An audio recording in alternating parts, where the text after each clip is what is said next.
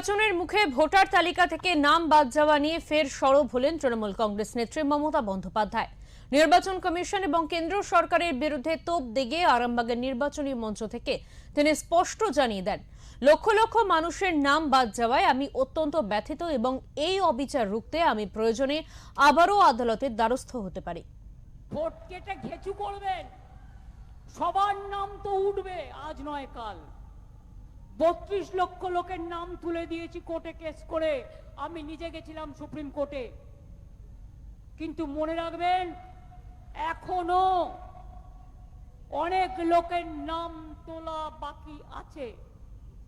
Supreme court order দিয়েছিলেন, ট্রিব্যুনালে application করলে তাদের নামগুলো বিবেচনা করা হবে, যেগুলো জাজেরা ক্যান্সেল করেছে।